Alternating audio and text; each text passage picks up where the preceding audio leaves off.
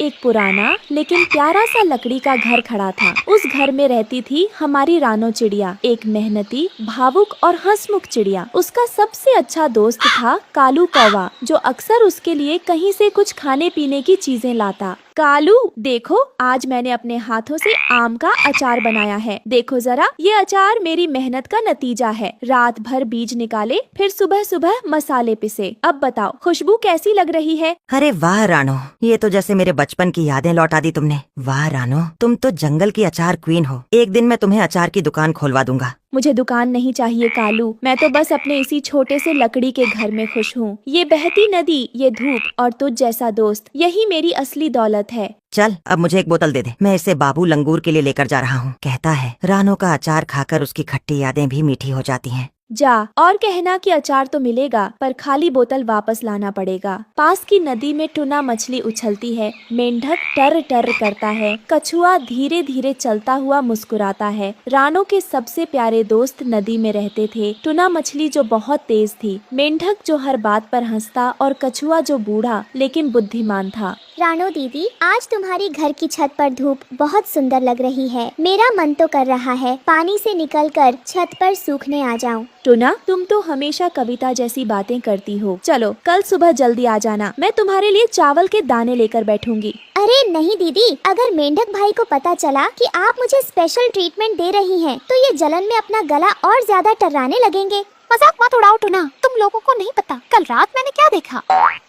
मैं नदी किनारे वाले घास के पास आराम कर रहा था, तभी झाड़ियों में कुछ सरसराहट हुई और फिर मैंने देखा बगुला, लंबी गर्दन, लाल आंखें और डरावनी चाल। वो धीरे धीरे हमारे पानी की तरफ झुक रहा था। बगुला इस तरफ? हाँ, उसने बहुत धीमी आवाज में कहा, कल सुबह सूरज चढ़ेगा और मेरे नाश्ते की थाली तैयार होगी, ताजगी से भरी मछलियाँ। वो मुझे नहीं देख पाया, लेकिन मैंने सब सुन लिया। बगुला केवल मछलियाँ खाने नहीं आता, वो पूरे इलाके पर कब्जा करना चाहता है। उसकी चालें धीरे चलती हैं, पर उसका इरादा तेज होता है। वो पहले डर पैदा करता है, फिर हमला, फिर जो बचे उसे अपना गुलाम बना देता है। रानो दीदी, अब क्या होगा? क्या हमें अपना घर छोड़ देना पड़ेगा? नहीं दोस्तों, डरकर भागने से हम अपनी जगह नहीं बचा सकते। हमें मिलकर सोचना होगा। ये नदी हमारी है और अगर हम सब साथ हैं, तो कोई बगुला हमारा कुछ नहीं बिगाड़ सकता। ठीक कहा रानो, कल सुबह सूरज उगेगा और हमारे हौसले भी।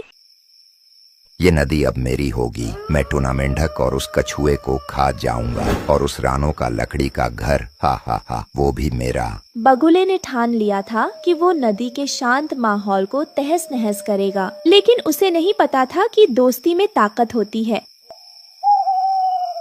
रानो, बगुला झाड़ियों में छुपा है। उसने मुझे देखा नहीं, लेकिन वो किसी बड़ी चाल की तैयारी में है। क्या तुम अकेले वहाँ क्या कर रहे थे कालू? मैं तुमसे मिलने आ रहा था, तभी मुझे झाड़ियों में कुछ हलचल सुनाई दी। पेड़ों की छाया में छिपकर देखा तो वही था बगुला, अपनी टेढ़ी गर्दन से इधर उधर देख रहा था। उसके पास एक लंबी लकड़ी भी थी, शायद जाल जैसा कुछ बांध रहा था। इसका मतलब वो कुछ बड़ा करने वाला है। अब देर नहीं करनी चाहिए कालू, हमें नदी के सब दोस्तों को बुलाकर बैठक करनी होगी। कोई न कोई हल जरूर निकलेगा। ये अब सिर्फ मछलियों की बात नहीं रही, ये हमारी आजादी की बात है। शाम के समय सभी दोस्त नदी किनारे मिलते हैं। दोस्तों, अब वक्त आ गया है कि हम सिर्फ बातें न करें, बल्कि कुछ करें। कालू ने आज जो देखा है वो सिर्फ एक चेतावनी नहीं, एक चुनौती है। और मेरे लिए तो वो कहता है खर्राटे वाला नाश्ता। मैं अब अपने पत्ते के नीचे भी चैन से नहीं सो पा रहा।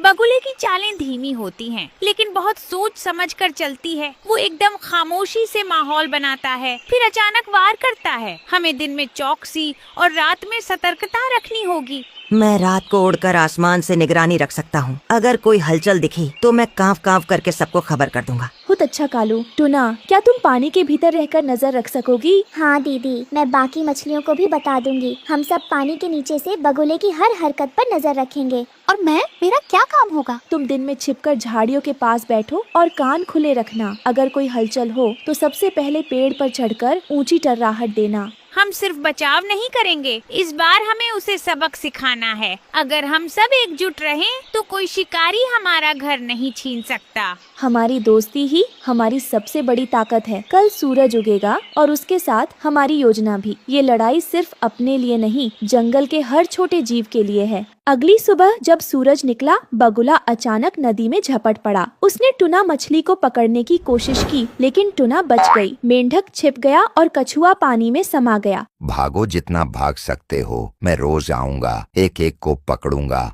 अब बहुत हुआ, हमें योजना बनानी ही होगी। ये हमारी नदी है, हमारा जंगल है। राणो ने जंगल की पंचायत बुलाई। वहाँ चूहा, तोता, कबूतर, मोर सब आए। अगर आज बगुला जीतेगा तो कल हर कोई शिकार बनेगा। क्या हम सब मिलकर उसे सबक नहीं सिखा सकते? मैं पेड़ से आवाज लगाऊंगा जिससे वो उलझ जाए। हम सब एक साथ बगुले की ओर पत्थर फेंकेंगे। और मैं सबसे ऊपर उड़कर हमला करूंगा। जैसे ही बगुला फिर नदी में उतरा, मोर ने अपनी पंख फैलाए, तोते ने जोर की आवाज लगाई, चूहों ने पत्थर गिराए और कालू ने बगुले की आंखों पर झपट्टा मारा।